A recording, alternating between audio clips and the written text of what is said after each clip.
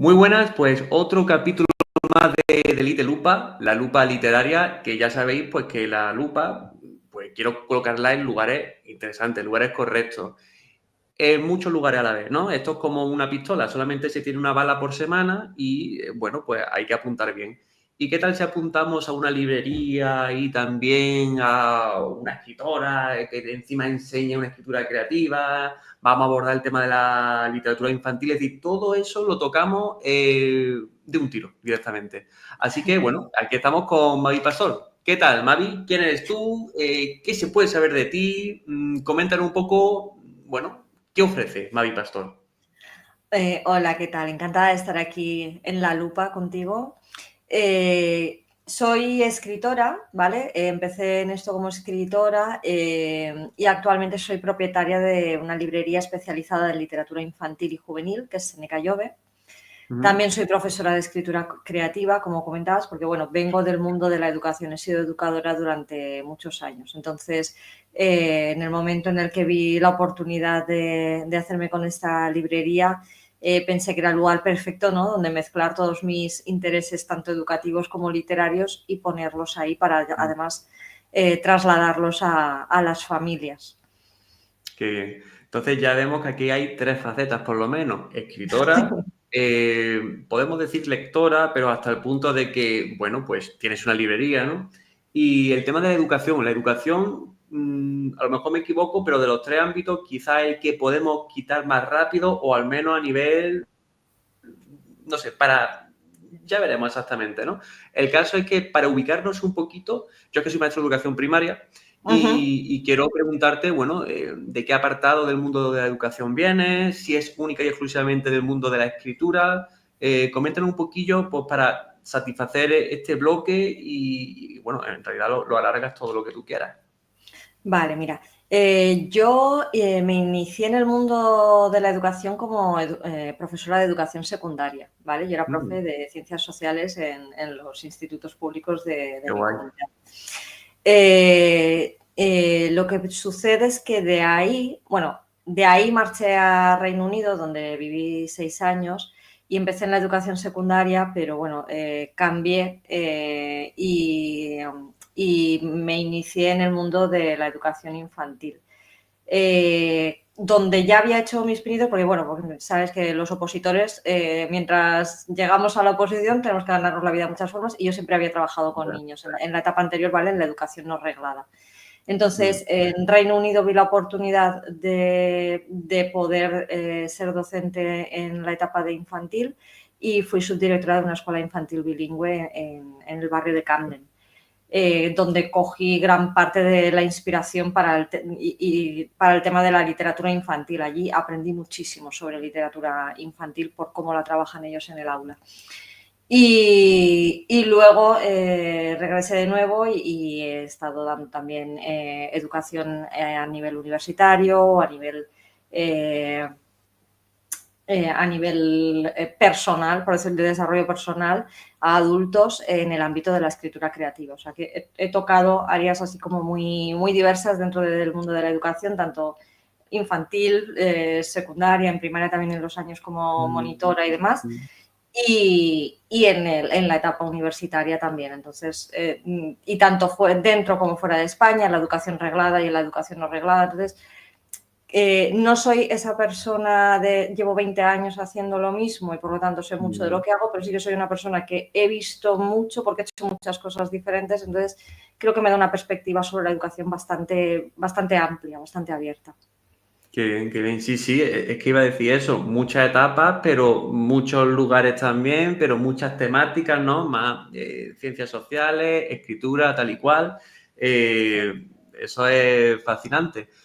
Sí, yo es Mm, que creo que cuando uno es docente, sí, al fin y al cabo, si sabes enseñar, pues todo lo que tú aprendas serás capaz de enseñarlo bien, ¿no? Al final sí, la pedagogía eso. pesa sobre el contenido, cosa que curiosamente en secundaria no es como suele Mm. funcionar la cosa, suele funcionar más el contenido sobre la pedagogía por la formación con la que se llega a esa etapa, no por otra cosa. Este Eh, atracón de contenidos, ¿no? Sí, pero sí, al final yo creo que si sabes enseñar y sabes transmitir lo que sabes, puedes ayudar a otras personas a que sepan lo que tú sabes, ¿no? Entonces, Mm. yo siempre me considero y me consideraré docente. Sí, y ahora que estoy pensando, además, la pedagogía tiene también, es muy amplia, ¿no? Al final es saber transmitir conocimientos, ¿no? Son como las habilidades para transmitir, ¿no? Para enseñar y facilitar ese aprendizaje, ¿no? Espero haber más o menos definido correctamente o haberme acercado. Pero claro, al final incluso hay una faceta comunicativa, de saber comunicar un mensaje. Y esto se relaciona, pues, con la escritura, es decir, con la lectura también en cierta parte. Así que, bueno, pues aquí podemos relacionar un poquito más. Coméntanos si quieres actualmente, porque sigues siendo maestra, bueno, profesora de escritura creativa, ¿no? Es decir, ¿sigues siendo Profesora, actualmente o porque haces algo? Sí, soy profesora. coméntanos un poquillo, ¿dónde podemos encontrarte? ¿Qué funciones estás teniendo? ¿Alguna tarea, algo curioso de tu día a día? Vale, actualmente estoy dando clases de escritura creativa a adultos, ¿vale? Entonces, lo hago a través de distintas organizaciones, colaboro, por ejemplo, con la Concejalía de Igualdad de mi ayuntamiento para un curso específico de escritura creativa para mujeres, en donde trabajamos mucho la visibilidad de las mujeres a lo largo de todo el proceso editorial, no solo en la escritura, sino como editoras, como correctoras, como traductoras, asimismo como la invisibilidad de muchas mujeres escritoras a lo largo de la historia. He impartido el curso de escritura creativa en colaboración con la Universidad Miguel Hernández. Imparto también con una organización de promoción de la lengua valenciana, el Casal de Elche, donde imparto este curso de escritura creativa en valenciano. Y en algunos momentos también imparto este curso de escritura creativa en mi propia librería, ¿no? Entonces, son cursos, normalmente los hago de una duración determinada, ¿vale? Dependiendo del contexto y de también la entidad con la que colabore, pues a lo mejor son 3 meses o son 8 sesiones o son 6 meses, depende del año y del formato y del contexto que creemos que puede ser más interesante. Actualmente el que estoy impartiendo es un nivel avanzado, o bien para alumnos que ya han impartido la clase o para alumnos que ya tienen incluso publicado un libro y necesitan profundizar un poco más en las técnicas narrativas propiamente dichas. Entonces, bueno, vamos sacando diferentes ediciones con las que intento ir cubriendo distintas necesidades, porque al final la gente viene a buscarme de alguna manera, ¿no? A pedirme que les ayude de manera individual, pues gente de, es que me encanta escribir, pero no sé por dónde empezar y me encantaría que me pudieras guiar y tal. Entonces vamos, según voy viendo gente interesada en una cosa o en otra, vamos buscando un formato que pueda adaptarse más a cubrir las necesidades de la mayoría de gente que está interesada en ese momento. Entonces vamos adaptando un poquito a la audiencia. Qué bien. Sí, pues lo que estoy viendo y me está encantando es esa polivalencia, ¿no? Todas esas facetas, todas esas vertientes, ¿no? De que no estás quieta, ¿no? No estás quieta y vas No, siempre de un lado a otro. Y realmente hemos no me tocado lo suelo que yo aburrir. considero que va a ser lo que más chico. Hemos tocado lo que es lo que más chico, que esto ya nos da una idea de lo que viene, ¿no? Bueno, no lo tenía pensado así, pero sí, hemos tocado el tema de la docencia, así porque no es tan común que por aquí, por Litelupa, pasen docentes, ¿no? Entonces, bueno, así a modo de presentación y así a modo de empezar por lo que aquí siempre los invitados nos une la literatura, ¿no? Pero también el tema de la docencia, pues así empezamos de una manera diferente, sentando esas bases, ¿no? Rompiendo ese hielo con algo que nos gusta, ¿no? Que nos apasiona, ¿no? Y ahora es cuando vamos ya desde una manera más cronológica, ¿no? Con los bloques de lo que es el tema de la escritura y, bueno, no, escritura no, lo que es un ámbito más de lectura que ha ido tanto a más, ¿no? Que ha acabado teniendo la librería Seneca Llove, ¿no?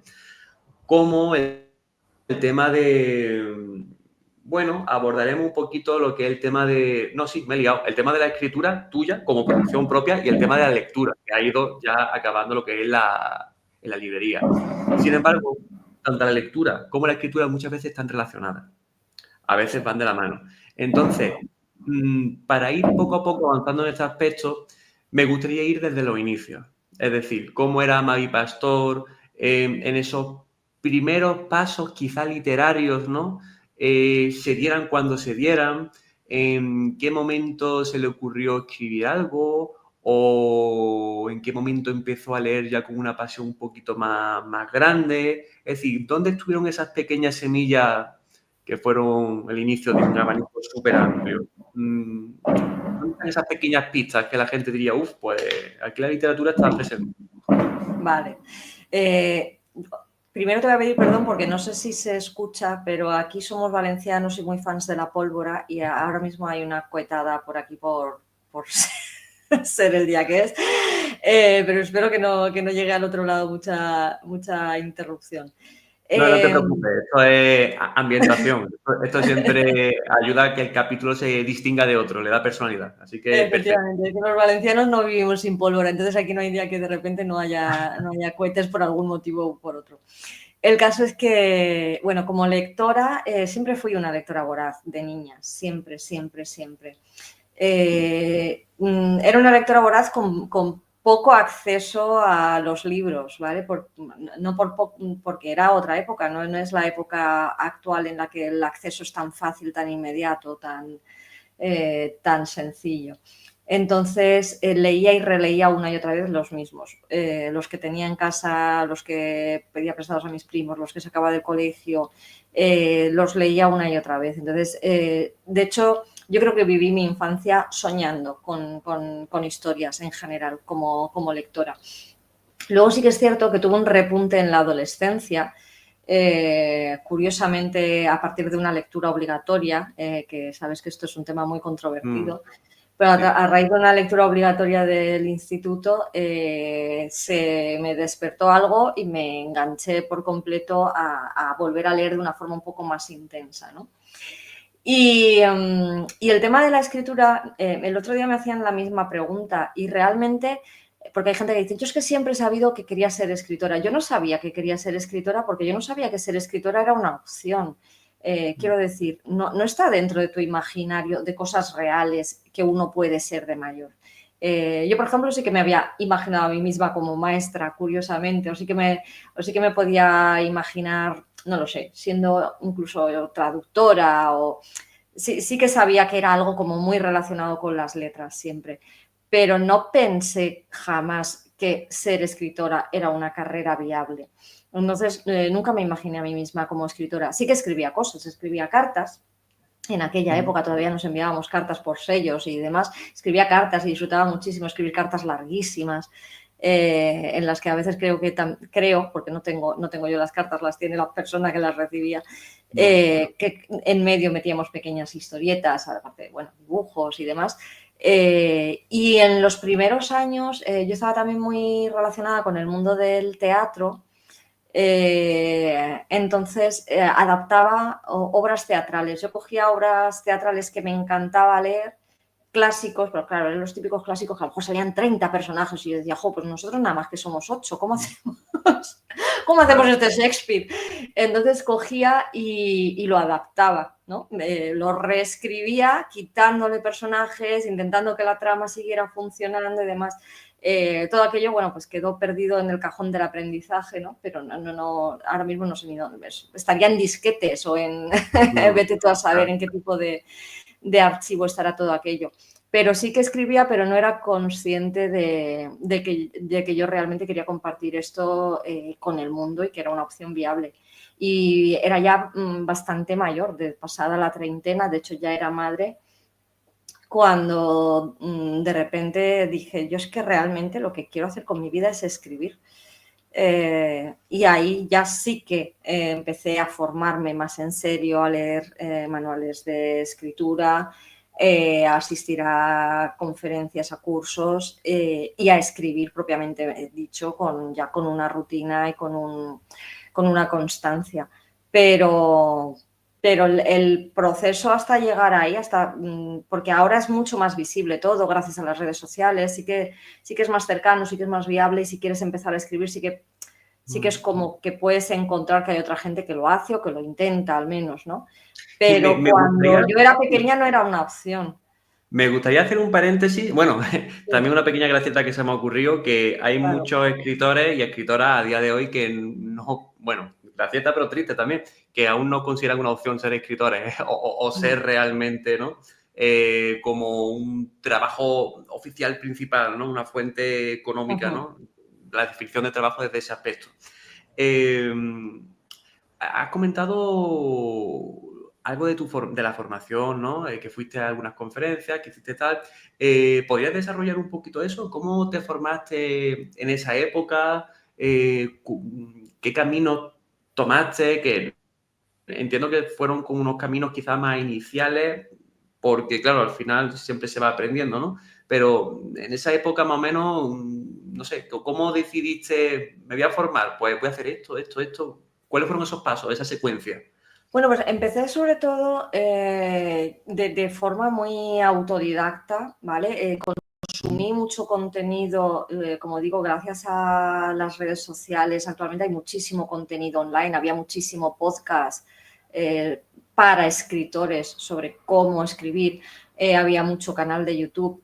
Están incluso, bueno, las charlas de Brandon Sanderson en la universidad están completas en YouTube para verlas y reverlas y tomar apuntes sobre ellas. Hay muchísimos manuales de escritura. Y luego asistí a varios congresos de escritores en los que a través de distintas charlas, pues tú vas cogiendo ahí un poco más de cuerpo sobre el tema. Y también, bueno, hay una plataforma que yo utilizaba para otro tipo de formaciones bueno, que me gustaba mucho y donde había cursos de escritura creativa impartidos por diferentes universidades, entonces me cogí esos módulos también para poder irlos implementando. Entonces, y en realidad es un proceso que nunca se acaba. O sea, yo, por ejemplo, a día de hoy siempre estoy leyendo a la vez un libro de ficción y uno de no ficción sobre escritura. Cuando no es sobre escritura, es sobre literatura, por ejemplo, ¿no? Pero generalmente sobre escritura. Entonces, claro, al final la parte teórica la tienes como muy interiorizada porque yo estoy continuamente refrescándola y viéndola desde otro punto de vista, ¿no? De cómo lo explica otra persona, cómo lo vive otra persona, porque no deja de ser, la escritura no deja de ser un proceso creativo. Yo esto siempre se lo digo a mis alumnos, esto no son matemáticas, esto aquí 2 y 2 no son 4, aquí a veces nos pasa como a Fran Perea, que 2 más 2 son 7.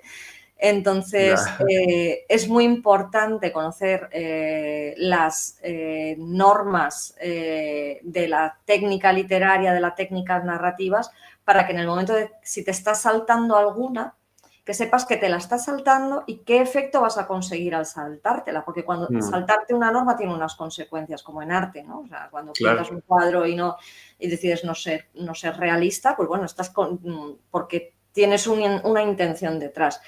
Pero tienes que tener una intención detrás, no puedes hacerlo a lo loco, simplemente decir, no, es mi arte y nadie puede. Bueno, sí que se puede criticar el arte, entonces vamos a conocer las normas y si te las saltas, que sepas por qué te la estás saltando, ¿no? Entonces, es importante tener esa formación.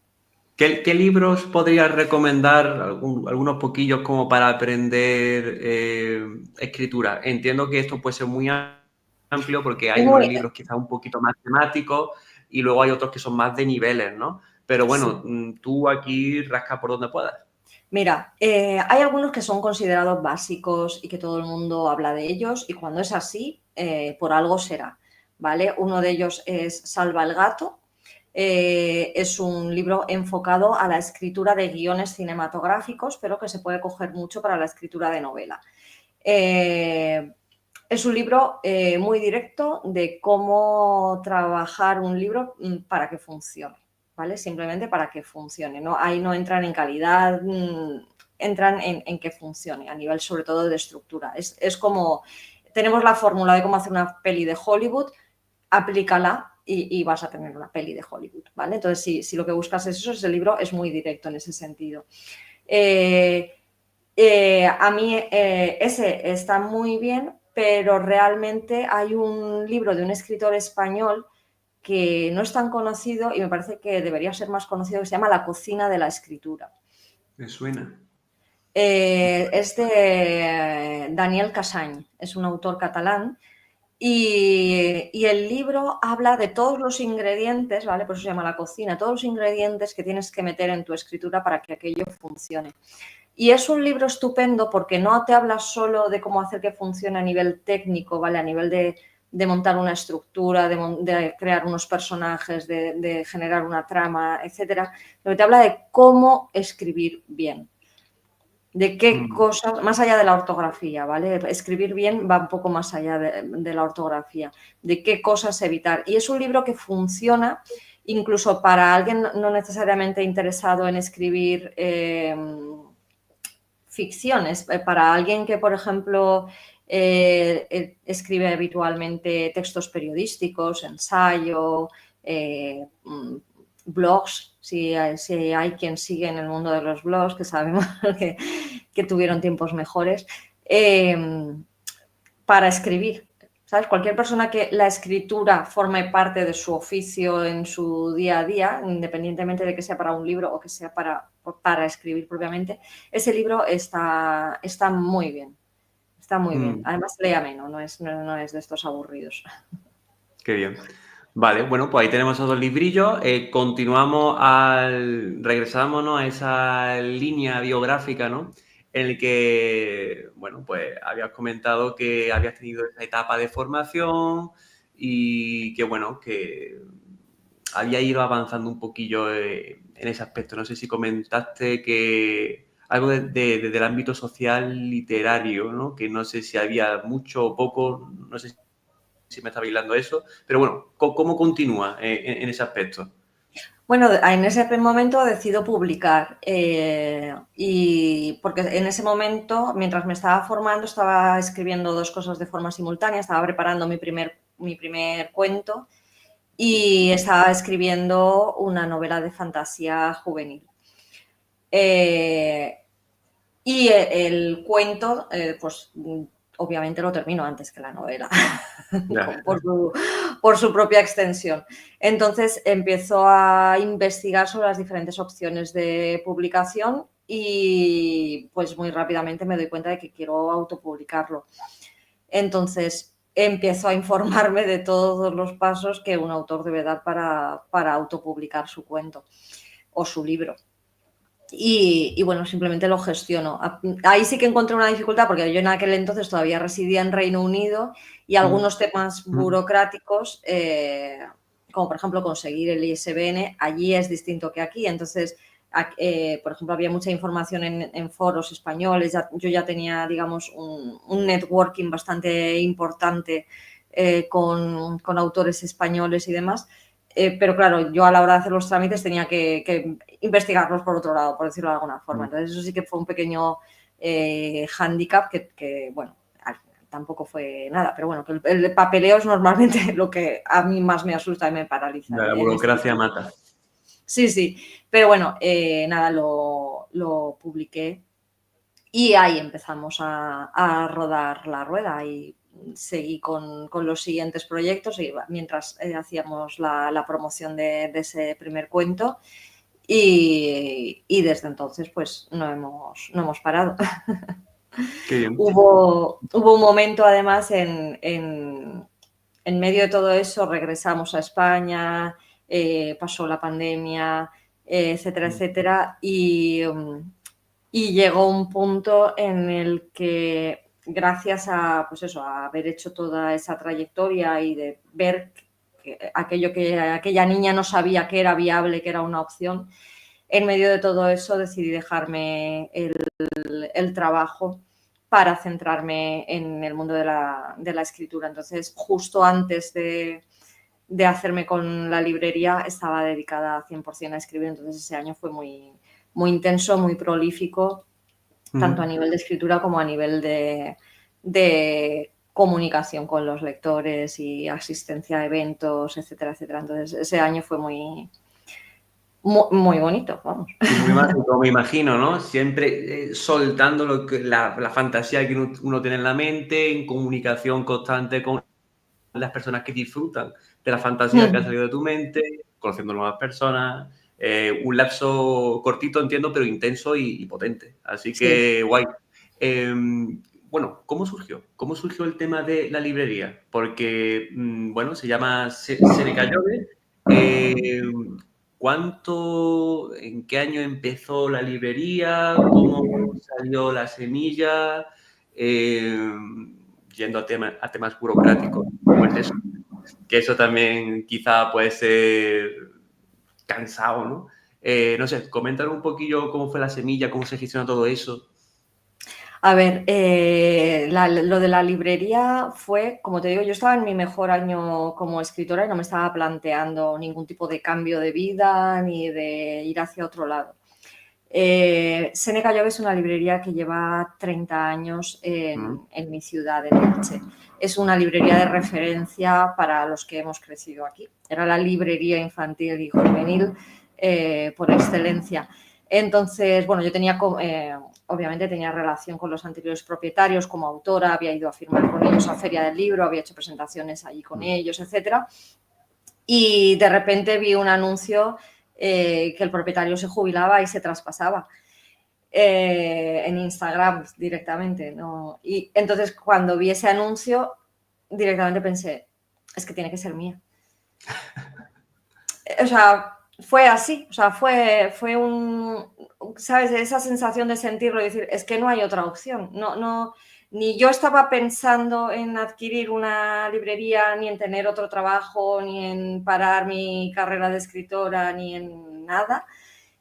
Simplemente cuando llega esa corazonada de sentir que es lo correcto y que es donde van a cuadrar todos tus puntos, porque dices, claro, es que yo soy escritora, yo he sido profe y tengo mucho contacto con lo que es toda la literatura infantil. En mi blog durante años también he hecho muchísimas reseñas sobre literatura infantil, o sea, es un mundo que conozco muy bien y de repente esto no puedo dejar que caiga en manos de cualquiera, porque siento como responsabilidad directa de Una tener responsabilidad social. que cogerlo yo y sacarlo adelante. Entonces, fue en un abrir y cerrar de ojos, de hecho fue un proceso además muy rápido y no me dio tiempo a pensarlo casi. O sea, de hecho dices, a lo mejor si lo hubiera pensado, porque claro, de repente te metes en una librería y yo pasé de tener horario de escritora, que es decir, no tener horario, pero tener muchísima flexibilidad. O sea, no tener horario porque una vez que te metes, o sea, al final son todas las horas del día. Todas las horas que tienes libres las dedicas a esto de una forma u otra. Pero lo tenía muy flexible, por otro lado. O sea, si yo tenía que hacer cualquier cuestión familiar, pues decía, bueno, pues esto ya lo hago luego y me organizaba mi tiempo a mi manera. Pasar de eso a una librería no deja de ser un comercio con horario de atención al público. Lunes a viernes, a 2 por la mañana, hasta las 8:30 de la noche. O sea, era una cosa de repente muy rígida, muy establecida, muy organizada. Entonces, y yo como docente estaba muy acostumbrada en el resto de mi vida a trabajar hasta las 3, hasta las 5, dependiendo en qué etapa me moviera, pero bueno, a tener cierto tiempo libre por las tardes, no de repente llegar a las 9 de la noche a casa ya para cenar. Entonces, por ejemplo, para mí el mayor choque y el mayor hándicap ha sido pasar de un horario súper flexible a tener un horario de atención al público mucho más sujeto y dejándome mucho menos tiempo para todo lo demás que quería seguir haciendo, porque yo quería la librería, pero yo no quería renunciar a seguir siendo escritora, a seguir siendo profesora de escritura creativa, porque ya lo era antes de coger la librería. En cualquier caso, esto llegó en el año 2023, que creo que también me habías preguntado al inicio la fecha y no te lo he llegado a decir. Desde el año 2023, finales del 2023, cogí yo la librería y seguimos hacia adelante. Vale. Y claro, eso fue, claro, es interesante esto, porque claro, a fin de cuentas sigue siendo la misma librería, sigue siendo la misma firma, sigue siendo, claro, la misma esencia, pero sí y no, ¿no? Porque al Sí, final, claro. al final son otras personas, ¿no? Entonces, bueno, no sé hasta qué punto, porque una vez me quedé, de vez en cuando, pues escucho podcast, ¿no? De emprendimiento y cosas, ¿no? Que yo al final no emprendo, yo estoy tranquilo, pero me gusta escucharlo, ¿no? Y escuché que un negocio de los quizás no tan arriesgados, de los más seguros son coger empresas, ¿no? Que van a acabar ya por jubilación y tal, ¿no? Empresas que van bien y funcionan, es decir, que no hay que arrancarlas no hay que arrancar desde los inicios, sino que van bien y bueno, entonces entiendo que esto es una ventaja porque ya es algo que va funcionando, es un referente y tal. Pero, ¿cómo fue? Aquí ya viene la pregunta a nivel empresarial, ¿no? Porque a fin de cuentas, amante de la lectura, amante de la escritura, te encanta hablar con personas que aman lo mismo que tú, ¿no? Que es escribir, leer y tal. Pero está la otra pierna del asunto, la pierna empresarial, ¿no? La burocracia, la contabilidad, que todo el proyecto, ¿no?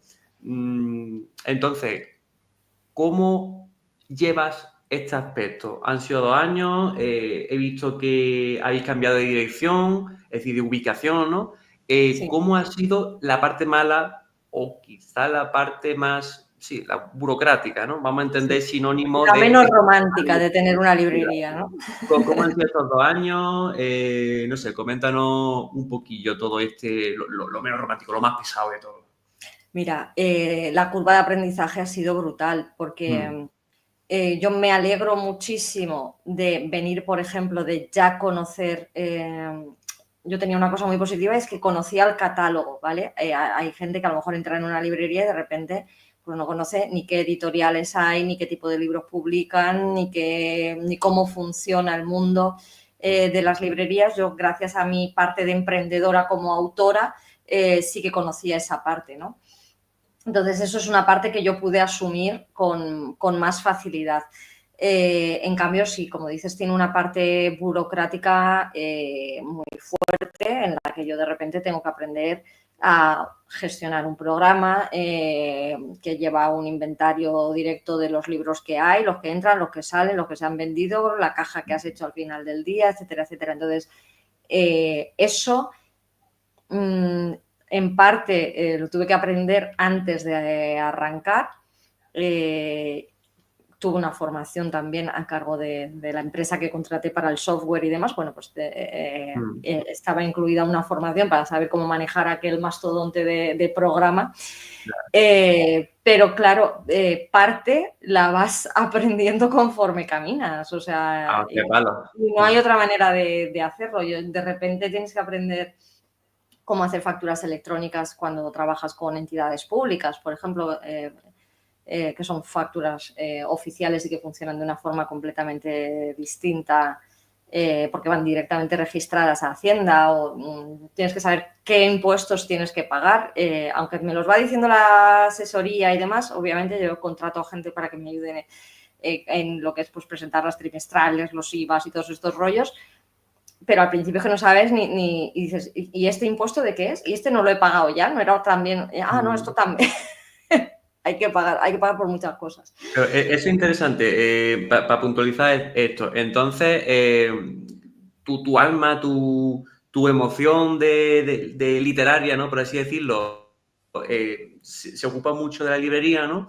Y luego, Sí. innegablemente, tienes que hacer burocracia, pero intentas delegar en lo que es la gestoría, ¿no? Porque, a fin de cuentas, ¿estás tú sola o hay más gente? Porque, No, al fin de generalmente cuentas, estoy yo sola. En momentos puntuales sí que necesito, por ejemplo, para la campaña de Navidad, para ferias del libro y sí. demás, sí que necesito tener personal de apoyo, pero la librería la gestiono yo. Cosas puntuales, pero son mínimas lo que yo delego en la asesoría, quiero decir, es el tema de los impuestos.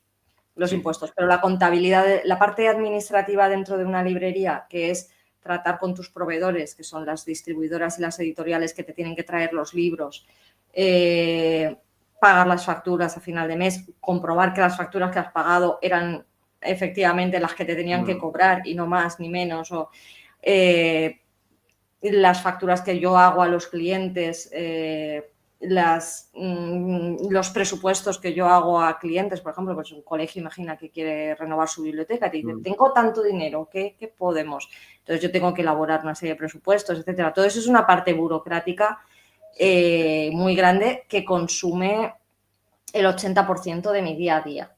O sea, muchas veces la gente entra en una librería y tiene la sensación que la persona que está en el mostrador, que está mirando el ordenador, creen que están leyendo el periódico o buscando sus próximas vacaciones o no, estamos trabajando.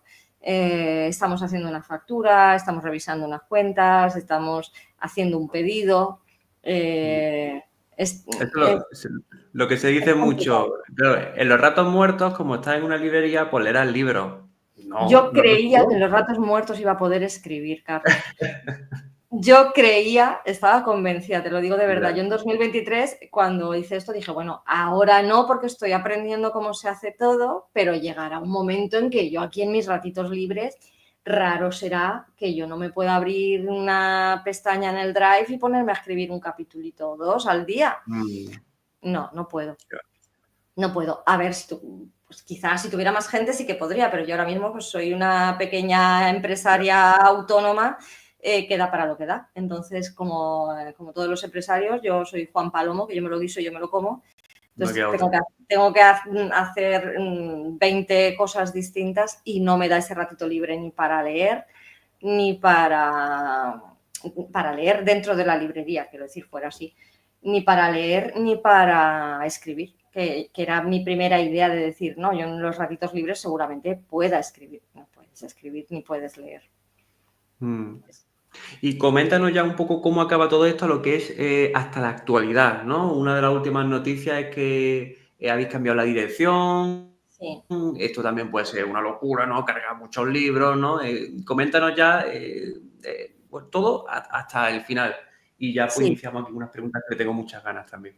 Vale, mira, eso va muy relacionado con lo que me has dicho antes de cuando coges un negocio, un traspaso, es un negocio que tiene ciertas garantías de que funciona, tenemos una clientela, teníamos un hábito de paso muy importante, pero también, como has comentado, personas distintas hacen negocios distintos. Entonces, yo tenía muy claro que en el momento en que abriera la librería bajo mi nombre, había cosas que tenían que ser muy mías. De entrada, obviamente todo el catálogo se adaptó muchísimo a los conocimientos que yo tenía, sobre todo a todo lo que aprendí en Reino Unido. Entonces, por ejemplo, es muy curioso, pero cuando vienen personas que han trabajado en educación en Reino Unido, enseguida detectan ciertos libros que dicen, uy, esto, y los conocen enseguida porque son, pues, para los maestros allí es un material de trabajo básico, por ejemplo, ¿no? Entonces, por ejemplo, el catálogo que yo ofrezco está muy adaptado no solo a esto, sino también a editoriales independientes que yo ya conocía como escritora o que había colaborado con ellas como bloguera de literatura infantil o de literatura juvenil a través también de autores y editoriales más pequeñas, más independientes con las que yo había coincidido en congresos de escritores. Entonces, todo esto al final, tanto mi parte educativa como mi parte de escritora, se han ido viendo reflejadas en el tipo de catálogo que encontramos en la librería. Pero no solo esto, yo desde el principio empecé también a fomentar los eventos literarios. Todas las semanas tenemos eventos literarios o bien dirigidos a público infantil, tipo cuentacuentos, talleres, cantajuegos, hemos llegado a hacer un poco de todo, y a público juvenil. Tenemos autores que vienen, hablan de sus libros, firman, dan charlas, también hacemos coloquios, celebramos el Día Mundial de Harry Potter, por supuesto, hacemos todo ese tipo de cosas que están dando una vida nueva a la librería. Y dentro de adaptarlo a mi personalidad, claro, yo llegué y la parte positiva es que no tienes que... Llegué a una librería montada, con lo que no tienes que darle vueltas a muchas cosas y eso facilita mucho. Pero por otro lado, estando allí es como, ya, pero yo lo hubiera hecho así, lo hubiera hecho así, cambiaría estos colores, cambiaría esta disposición, cambiaría este tal... Y en el local en el que se encontraba no podía hacerlo. Es una librería, como te digo, tenía 30 años, era un referente, pero era un referente de hace 30 años. Había que actualizarle y darle una vuelta de tuerca. Entonces, Yo ya desde el principio tenía muy claro que en algún momento nos íbamos a mover y que quería conseguir darle ese toque mío, pero había que buscar el lugar ideal. Entonces, bueno, nos hemos movido a 2 minutos literal, o sea, cronometrados 2 minutos del anterior sitio para facilitar que los clientes no les supusiera un cambio muy grande, pero en un local mucho más amplio, más luminoso, donde nos cabemos mucho mejor para realizar todos estos eventos que tienen mucha importancia para la comunidad que estamos generando alrededor de la librería. Y además un local en el que era una librería infantil, pues ya te digo, de hace 30 años, ¿vale? Todo colores por todas partes, ni un espacio en blanco, una saturación muy importante y tú como también trabajas con niños, sabes lo importante que es también no sobreestimularlos en todos estos sentidos tanto y que sí, obviamente, que haya colorido, que haya dibujos y demás, pero que no sea que no den ataques epilépticos, ¿no? Entonces, gracias a la nueva ubicación, hemos podido bajar un poco esas tonalidades para bajar un poco también las energías y hacerla un poquito, darle una sensación de mayor amplitud, de más luminosidad, de más tranquilidad, un ambiente un poco más relajado cuando entras. Qué bien. Tenía una pregunta aquí en la mente que ya he empezado a tratar y vamos a desarrollar un poquito si quieres. A fin de cuentas, las librerías o las nuevas librerías, ¿no? Como estás dando a entender, necesitan vida, ¿no? Necesitan ese dinamismo, ¿no? Entonces, ¿cómo tú has trabajado esta vida, ¿no? Por así decirlo. Aquí entendemos que este dinamismo, ¿no? Implica ser una especie como de eje cultural dentro de la región, el trozo de población que aborde, ¿no? Esa comunidad que se entretiene y se divierte, ¿no? Y aprende, ¿no? Y es dinámica mediante esas, bueno, pues esas actividades que hacéis a la semana, ¿no? Que ha ido comentando, pero es que quizá hay, bueno, voy a decir, sí, por la temática o por la especialidad en la que se centra la librería, entiendo que hay dos comunidades principales, la infantil y la juvenil. Entiendo que a lo mejor pueden haber resquicios también de adultos, pero ya me comentas tú luego, si quieres, bueno, hasta qué punto son dos pilares o son más de dos pilares. ¿Cómo tratas la vida de estos dos pilares principales, infantil y juvenil, si es que son dos o si son más? ¿Cómo se hace? Hay que pensar, pues, presentación, hay que pensar cuentacuentos, hay que buscarlo. No sé, coméntanos un poquillo esta doble pregunta, si no es triple o azar.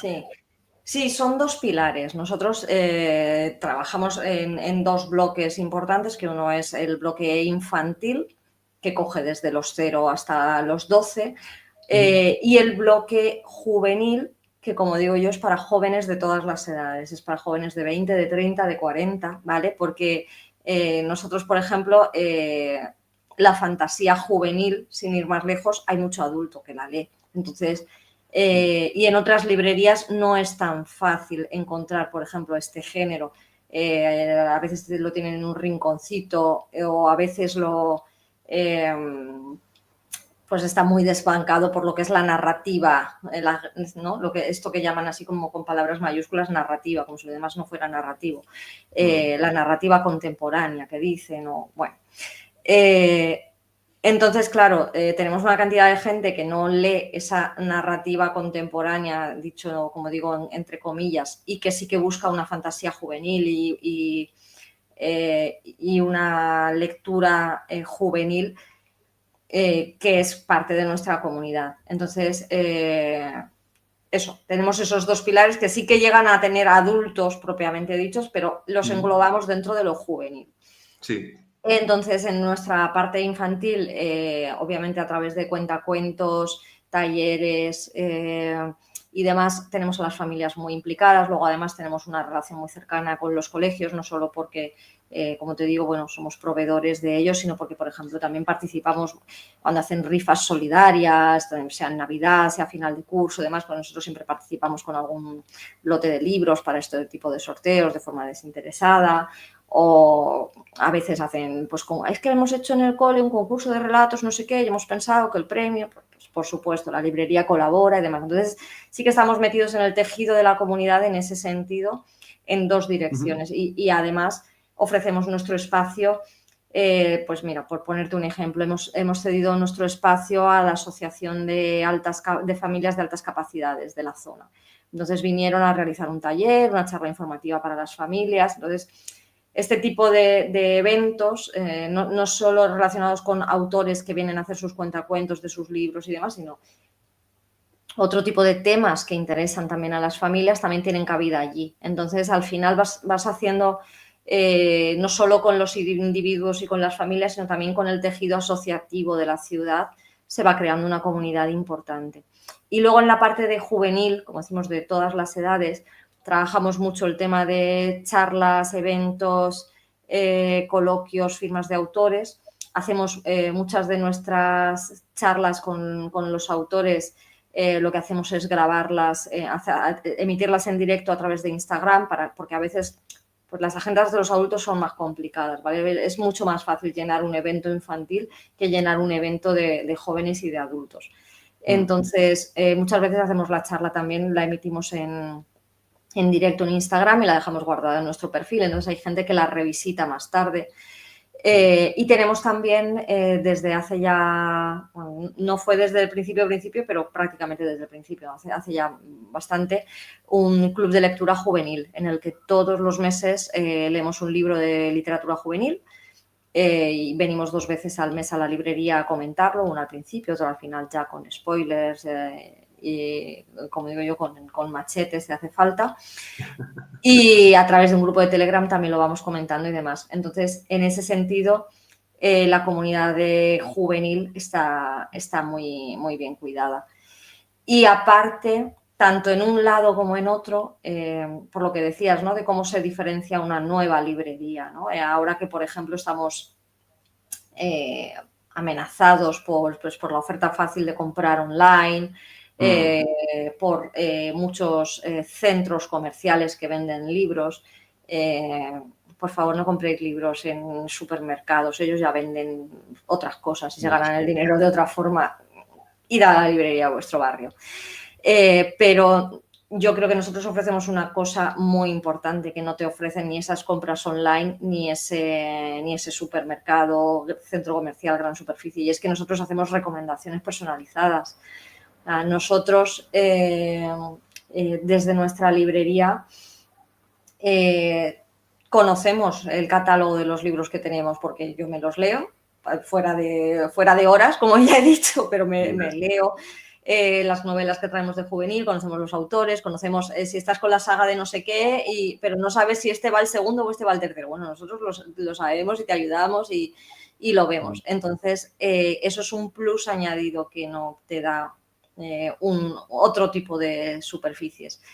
Y no solo eso, nosotros, como te digo, al final la comunidad se va creando y yo cuando veo ciertas novedades editoriales, a veces me vienen alguno de nuestros lectores en particular a la cabeza y pienso, este libro lo voy a traer porque a fulanito le va a encantar.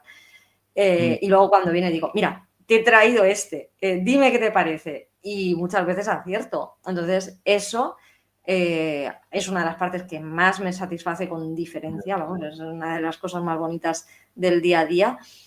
Y a ellos también, porque, jolín, que alguien te elija un libro, te conozca tan bien como para elegirte un libro y acertar, tiene que ser alguien con cara, ¿vale? Tiene que ser alguien con 2 ojos, no puede ser un ente, no puede ser una entidad abstracta que tú compras con un clic. Ningún algoritmo te conoce tan bien en ese sentido, ¿no?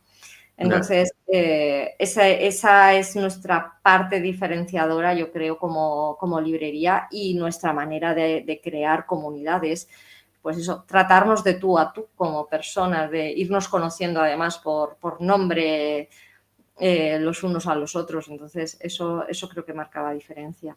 Me ha llamado la atención una de las cosas que has comentado al final, porque era una de las preguntas que tengo y me gustaría desarrollarlo un poquito. En el momento en que te vienen las novedades, que no sé, creo que son mensuales, ¿verdad? Son mensuales. Algunas son mensuales, pero hay Mensuales. algunas que son semanales. Uf, Sí, ¿cómo cambian la estantería ya? es un continuo. O sea, las Sí. novedades es un continuo. Las que vienen mensuales, pero a lo mejor vienen 200, 300 mensuales. Mientras Mm, que hay otras editoriales que las sacan semanales y a lo mejor sacan por 25, 50 semanales. ¿Vale? El número es claro. el mismo, pero hay unos que te las mandan más poco a poco y otros que cuando te mandan de repente el Excel de las novedades con 500 líneas, dices, Dios mío, me quiero pegar un Pues tiro para ver qué pido. con tanta novedad, ¿cuál es el criterio o cuál es el filtro que tú utilizas para decir esto y esto? En el ámbito de infantil, por un lado, y en el ámbito de juvenil, por otro lado. ¿Cuál es el filtro? A lo mejor es el mismo para el infantil y para el juvenil, o a lo mejor no. Coméntanos cómo filtra en uno y en otro. Vale. Mira, para empezar, tengo mucha suerte de ser librería especializada, porque si tuviera que mirar todas, o sea, yo por suerte ya tengo un descarte enorme, porque infantil Ya. y juvenil es mucho menos que todo el catálogo. O sea, ahí tengo mucha suerte, ya tengo un filtro prehecho importante, pero yo filtro mucho más. En infantil te diré que mi realidad es que no es tan importante la novedad como el catálogo de fondo. O sea, hay clásicos del mundo infantil y no son clásicos, o sea, no te estoy hablando de Caperucita Roja, ¿vale? Te estoy hablando a lo mejor de A qué sabe la luna, de La oruga glotona, de El grúfalo, ¿vale? Hay una serie de libros que da igual los años que pasen, se siguen vendiendo una y otra vez. Y no importa tanto el último libro de tal o el último libro de cual. Entonces, en el mundo de infantil realmente elijo o bien porque me da mucha confianza el autor, la autora, el ilustrador, porque conozco su trayectoria y sé que va a funcionar muy bien. En algunos casos el filtro viene también, y ya sé que esto es un gran debate, en los libros pero cuando viene un padre buscando un libro para el miedo a la oscuridad, pues yo necesito tener opciones de libros para el miedo a la oscuridad. Entonces, cuando veo cierta utilidad en el mensaje o en lo que va a tratar el libro, lo pido, sobre todo para poderlo comprobar y poder ver que realmente se adapta a lo que se necesita o no. Pero sí, los suelo pedir para verlos. Y luego cuando veo propuestas diferentes, ya hablando de infantil hacia primaria, por un lado, ahí sí que hay que atender más a las demandas, porque ahí en primaria ya empiezan a saber lo que ellos quieren leer. Entonces hay ciertas colecciones que tienes que tener porque sabes que ellos te las van a pedir. Pero a mí me gusta mucho buscar y poder ofrecer libros tratados con un poquito más de mimo dentro de la educación primaria. Bien con ediciones más cuidadas, bien con temáticas pues un poco más profundas, ¿vale? Pues no sé, libros con temas sobre ecologismo, salud mental, no sé, por poner algún ejemplo. Y sobre todo, en esa etapa busco, como si no hubiera un mañana, libros de género neutro, porque es muy curioso como en educación infantil todos los cuentos trabajan el tema del género neutro, de la empatía, del empoderamiento, del feminismo y demás, y de repente pasamos a la etapa de infantil y para ellas es todo rosa y de hadas y para ellos todo es de fútbol y de acción. Entonces, a mí eso me preocupa. A mí me preocupa el mensaje indirecto que transmitimos con todo esto. Entonces busco mucho y tengo que rebuscar, porque hay muy poca oferta de libros de género neutro que puedan valer perfectamente para ofrecérselos a un niño o a una niña. Entonces, Pero eso, por neutro sería ejemplo, como más unisex. Más unisex. Claro, es simplemente, pues eso, pues una novela de aventuras que pueda valer para un niño o para una niña y que no directamente por la portada un niño piense, este libro no es para mí. Porque además sucede más con las niñas, leen más libros también de niños, pero los niños muchas veces les cuesta más leer un libro protagonizado por una niña, por ejemplo, y es como, bueno, si no lees nunca un libro protagonizado por una niña, ¿qué tipo de empatía vas a tener hacia el otro género en un momento dado? Entonces, bueno, yo intento encontrar ese tipo de material. Y luego en juvenil, Sí que intento estar al día pues de lo que se lleva y se promueve por redes sociales, porque al fin y al cabo es donde cogen sus fuentes. Pero también tengo claro pues, ciertos autores, autoras que sé que escriben bien y que me fío de lo que van a traer. Y muchas veces busco también un poco lo mismo, que no necesariamente sean los libros mainstream de los que se están hablando, sino que haya también algunos libros pues, con una temática que a mí me resulte interesante, que me llame la atención, que piense que está bien trabajado, que está bien traducido. De hecho, a mí, por ejemplo, el club de lectura juvenil me sirve mucho para ir viendo, porque luego en ese club los libros los van eligiendo los lectores, entonces a veces pues me toca leer libros que a lo mejor no son lo que yo en mi día a día me hubiera elegido como lectura, ¿no? Pero, por ejemplo, pues gracias a eso también voy descubriendo autores, editoriales y demás, y hay algunos que ya vas viendo y dices, mira, pues este no está bien traducido, por ejemplo. Esto es un problema que nos encontramos muy, muy a menudo. Entonces, luego a la hora de pedir libros, por ejemplo, de esa editorial, si el autor es internacional, pues tengo un poco más de reparo a la hora de pedirlo, porque digo, o sea, a lo mejor el libro está bien, pero va a estar traducido fatal. Yeah. Entonces, bueno, intento hacer, es complicado hacer el filtro, es complicado, porque, bueno. Sí. ¿Y por qué crees que está mal traducido? Entendemos que la respuesta es por la masificación de publicaciones que hay relacionada a la precariedad que hay, ¿no? Creo que todo el mundo coincide en que esto se da en la juvenil. ¿También se da en la infantil? ¿Se da en las dos o los...? Se dan las dos. Los dos. Es decir, los dos públicos son igual de masivos, igual de glotones, por así decirlo. Mira, para que te hagas una idea, ahora mismo tenemos 2 o 3 sagas en infantil con libros que conforme han salido se han agotado. ¿Vale? O sea, en primaria, por ejemplo. En primaria ahora mismo sí que hay una masificación de ciertos títulos y colecciones que están teniendo... ¿Primaria baja o primaria alta? Plan, por separarlo. Las dos. Las dos. Desde los 6-7 años saben muy bien lo que quieren leer. Ya no les eliges tú el cuento. Ya no les eliges tú qué libro has buscado y qué quieres leer y demás. De hecho, los abuelos vienen aterrorizados, los pobres. Los abuelos vienen siempre, angelitos míos, con la foto en el móvil, de decir, no, su madre me ha dicho que quiere este y me ha dicho este, pero tiene que ser este número, porque me ha dicho que el siguiente ya lo tiene, pero que quiere el anterior porque tal. Y vienen con la carta hecha y vienen con mucho miedo a regalarles una cosa que no sea lo que han pedido. Y yo siempre digo, yo me acuerdo que a mí de pequeña me regalaban una bufanda de lana hecha a mano en casa y estaba tan contenta. Entonces, es otra sociedad. Funciona. ¿Saben? No simplemente yo para Navidad quiero un libro, no, yo para Navidad quiero este libro. O para mi cumple o para cuando sea.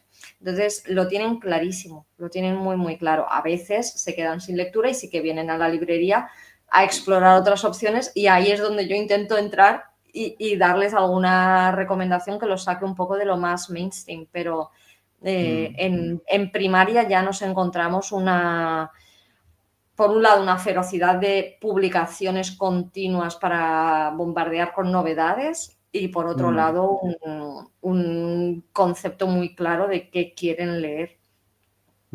Pues para ir recortando ya lo que es hasta el final, uno de los objetivos que yo tenía aquí, ¿no? Que ya lo estoy satisfaciendo, es el de aprender de ti, ¿no? De todo esto, ¿no? Que me estás comentando. Pero aparte quiero abrir otro subbloque que ya estamos tratando, pero bueno, yo he sido escritor de juvenil que poco a poco, pues, he tirado más a lo que es infantil. También me lo han ido pidiendo los niños, me he ido sintiendo más cómodo, se presta quizá un poquito más a... Esto nos pasa mucho a los escritores.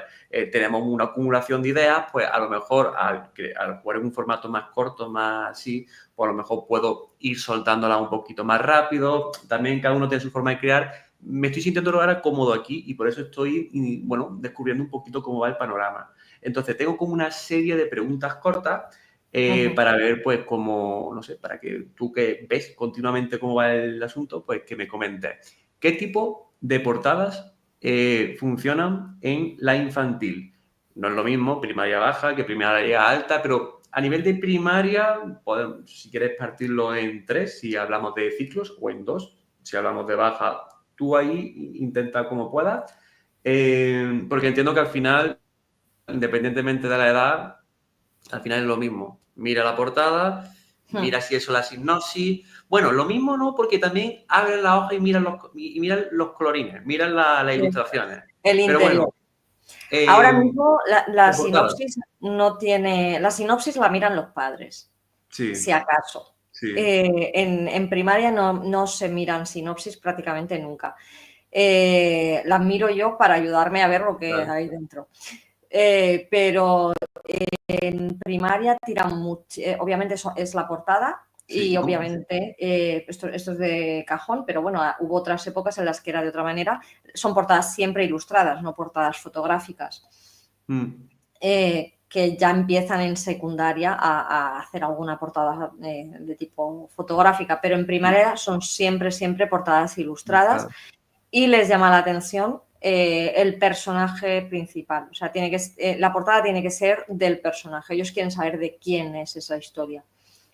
Y a partir de ahí, ya te digo, pues que hay mucho sesgo entre niños y niñas, la mayoría de las portadas, y ahí es donde encuentran mucha facilidad.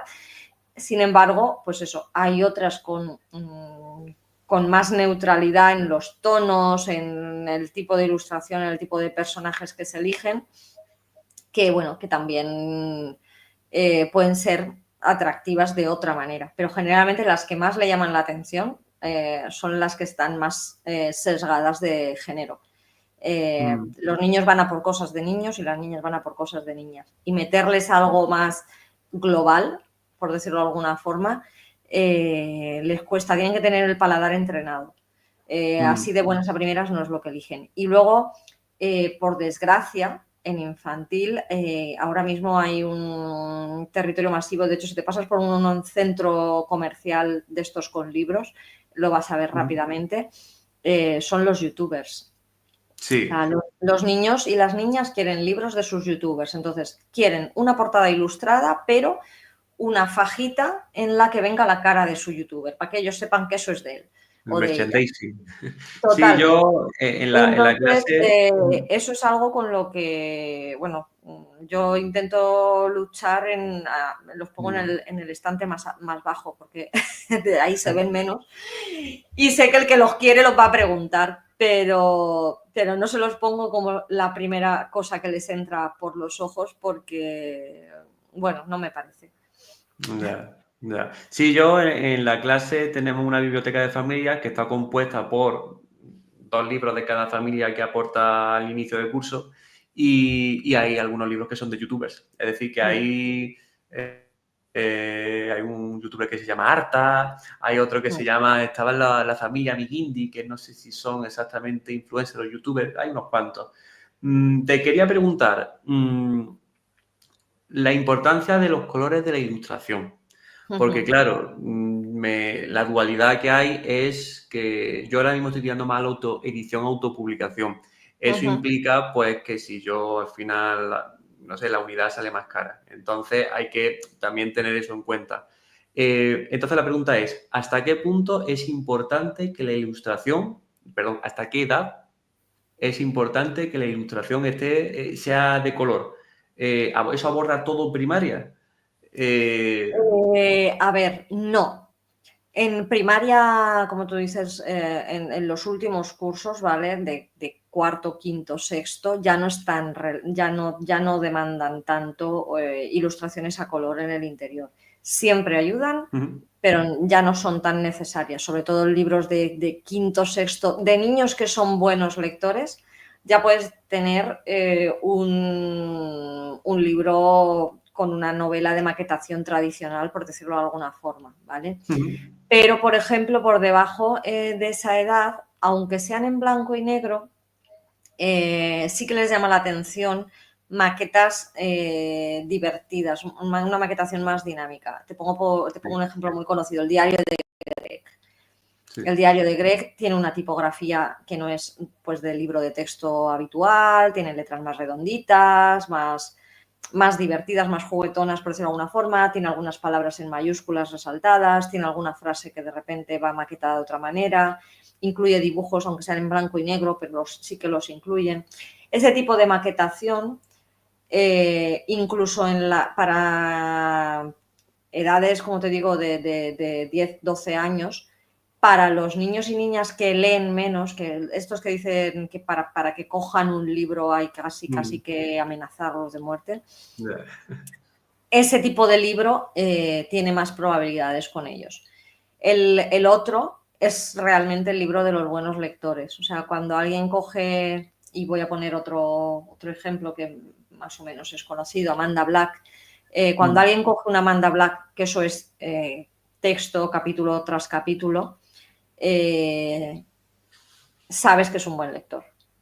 Sabes que es un niño o una niña que disfruta de leer.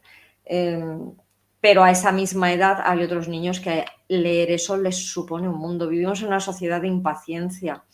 Entonces, y leer requiere un esfuerzo por parte de la persona que lo hace. No es una actividad pasiva como ver la televisión o jugar un videojuego, mirar el móvil, muchísimo menos. Entonces, ese pequeño esfuerzo que supone leer, para muchas generaciones, sobre todo dependiendo de los expuestos que estén a pantallas, es un mundo, es un mundo.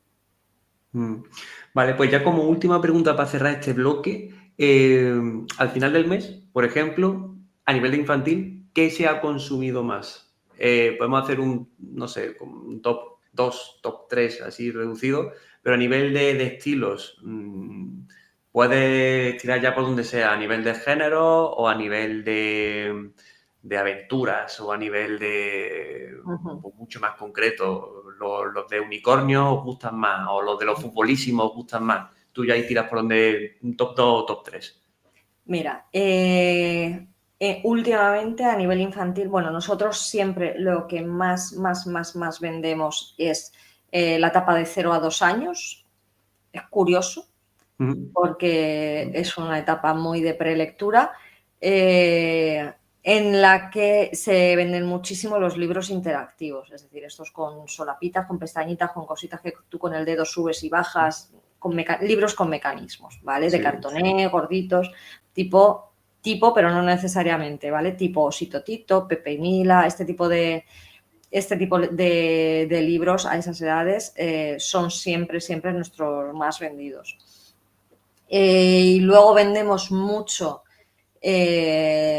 libro de emociones, ¿vale? Cuentos para trabajar el tema de pues cómo focalizar las rabietas. El tema de las rabietas es una cosa que preocupa muchísimo a los padres.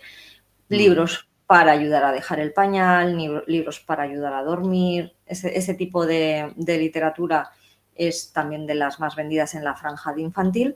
Y luego en primaria, la etapa de 6 a 9 años es la que más...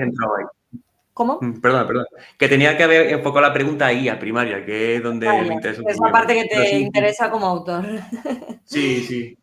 En primaria, los que más se venden en la etapa de 6 a 9 años son estos que decimos que tienen mucha ilustración en color en el interior. Ahora mismo, por ejemplo, Magic Animals es uno de los que te digo. El número 9 en valenciano salió el jueves pasado y ayer ya estaba agotado. Pero agotado no en mi librería, sino agotado que no lo puedo pedir al distribuidor, que lo tienen que reimprimir. Magic Animals, sí. Es una colección que además a nosotros empezamos a fomentarla muy desde el principio, porque sí que me gustaba, sí que tiene este enfoque que te digo muy de género neutro, lo puede leer perfectamente un niño y una niña. Por la gama cromática en la que se mueve. Tiene como unos tonos tierra muy naturales y demás. Y bueno, es un libro de aventuras, pero de animalitos, de amistad. Entonces, junta muy bien los intereses de todos y es uno de los más vendidos. Y como te digo, es la etapa de 6 a 9 años, tiene la letra grande, tiene palabras destacadas, tiene una maquetación a color que lo hace funcionar muy bien. Y luego sí que es verdad que se están vendiendo mucho los libros en mayúsculas, ¿vale? Para los que están iniciando, como ahora en las escuelas aprenden primero a leer en mayúsculas y luego el resto de letras, pues los libros escritos exclusivamente en mayúsculas en esa franja de edad están teniendo muchísimo tirón. Y luego, por ejemplo, ya cuando subimos a la otra etapa, vemos que tiran mucho, hay, digamos, 3 temáticas que son muy top para ellos. Tenemos libros de amistad y de muy cercanos a la realidad, tipo primeras experiencias en el instituto. Son enfocados a primaria, pero claro, ellos como que quieren anticiparse un paso, ¿no? Y ver qué pasa más Quieren allá. sentirse mayores. Sí, entonces así títulos tipo Me llamo Goa les están funcionando súper bien en un público femenino mayoritariamente, bueno, mayoritariamente no, totalmente femenino. Luego, mucho libro de investigación y de misterio, tipo pues adaptaciones de Sherlock Holmes, por ejemplo, en todas sus variantes, desde investigadores perros o investigadores lo que sea, ¿no?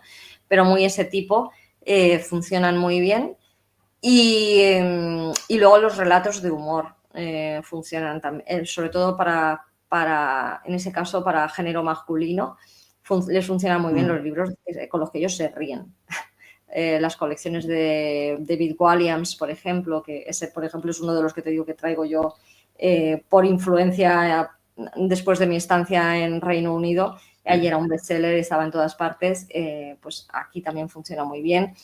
Como, por ejemplo, podrían ser, pues eso, los diarios de Greg, etcétera, etcétera, que todavía en esa etapa arrastran. Qué bien.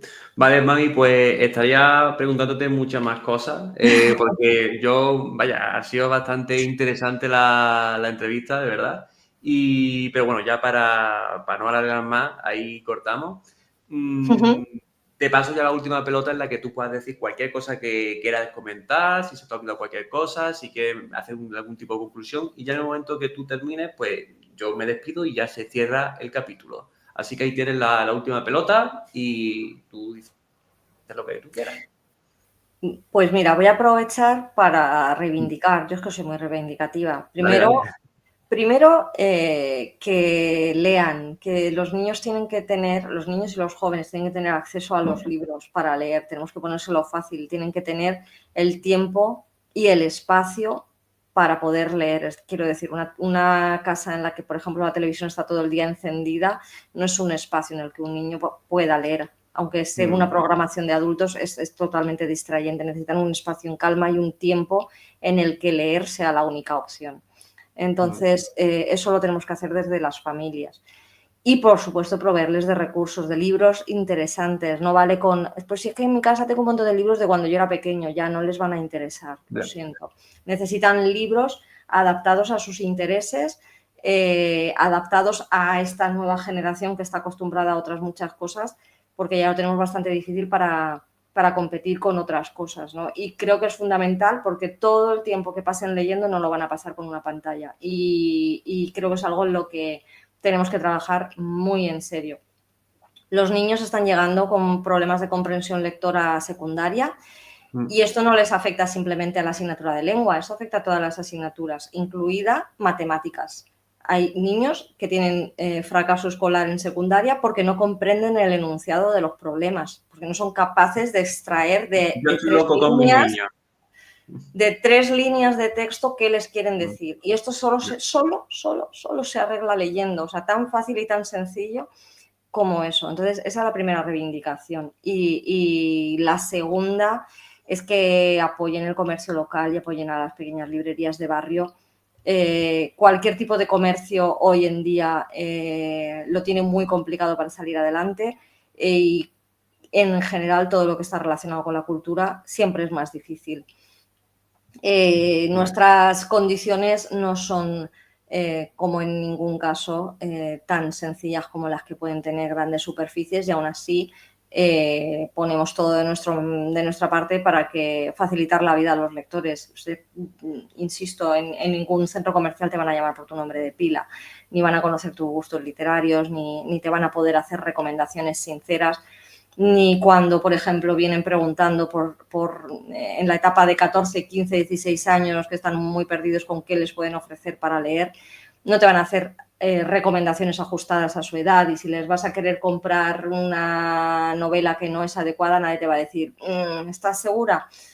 Entonces, creo que todo eso hay que ponerlo en valor, porque es un Sí. valor extra que ofrecemos gratis, o sea, gratis. Entonces, creo que es importante recompensarlo pues eso, con la fidelidad de comprar. Da igual si compras un libro al mes o compras 20, pero si los compras en tu librería de barrio, vas a hacer que toda la sociedad vaya mejor, no solo esa librería. Eso tan básico, ¿no? De una amiga, un cercano que te dice, oye, léete esto que te va a gustar, o oye, te conozco y tal, estas cosas, ¿no?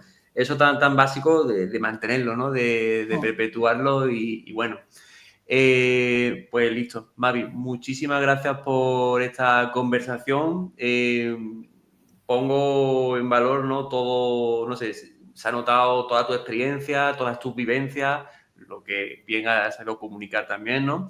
Y bueno, pues todas esas necesidades que tenía yo por conocer que también se han visto satisfechas. Así que muchísimas gracias. También gracias al público que haya llegado hasta esta parte, cuando se suba el capítulo.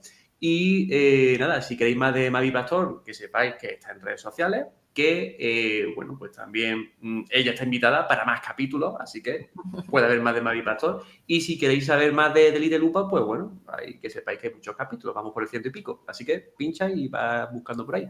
Así que muchísimas gracias por todo y nos vemos en más capítulos. Gracias y hasta luego. Adiós. Adiós.